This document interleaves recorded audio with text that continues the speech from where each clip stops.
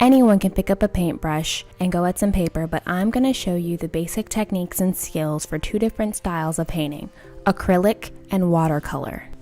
The first thing you need to do is gather your materials. You will need various types of brushes, a cup of water, a palette, and different types of paper.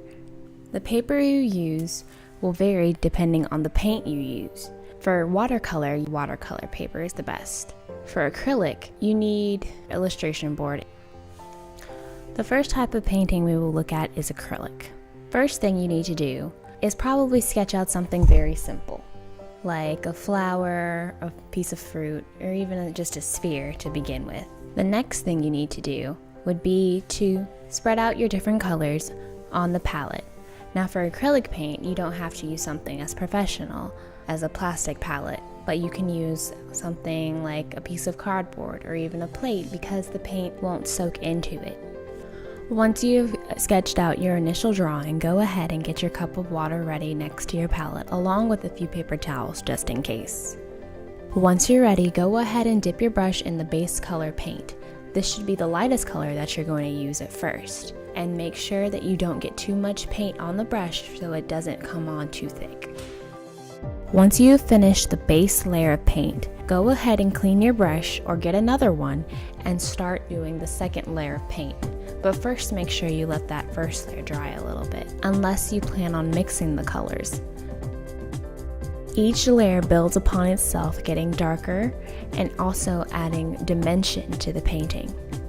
Also, to make your colors more unique, don't be afraid to mix two colors together to give yourself a more broad range and color base. Each layer of paint builds upon itself to give life to your object that you were trying to create. Each layer will ultimately come together to make your final product a beautiful painting and representation of what you were trying to show. With more practice, you will become more comfortable with blending each paint and layer together to create your final painting. Next, we'll look at watercolor painting. And while you may think it's similar, there are some different styles and techniques used to create a watercolor painting as opposed to acrylic.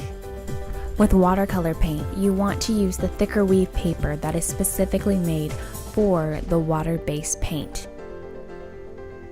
First thing you need to do is set up your paints. Now, this can differ depending on whether you have dry pads or tubes of watercolor paint. For tubes, you first spread a little bit of the paint in a well on your palette and then mix water into that. However, if you're using a pad of watercolor paints, all you have to do is dip your brush in the water and then mix it on the pad in order to activate the paint. The amount of water you use will determine the intensity of the color, whether you want a washed out color or a brighter one. You should watch how much water you are mixing in with the paint itself. Now, there are many different techniques used to begin a watercolor painting, but we'll start with a basic wash. First thing you need to do is get enough paint and water on your brush to lay down a basic coat. Put your paintbrush in the top corner of the page and begin painting all the way across the page in order to give it a general color. Once you have gotten past the first layer of paint, you can begin building upon it. Now be wary that with watercolor paint, whenever water touches it, it will reactivate and begin to move and mix with your other colors. Like with acrylic paint, you begin building upon layers evenly with the different colors. But this is where things begin to differ. With watercolor paint, you should go from dark to light in order to get your colors the way you want them. Don't let the mixing of colors that will happen get you frustrated.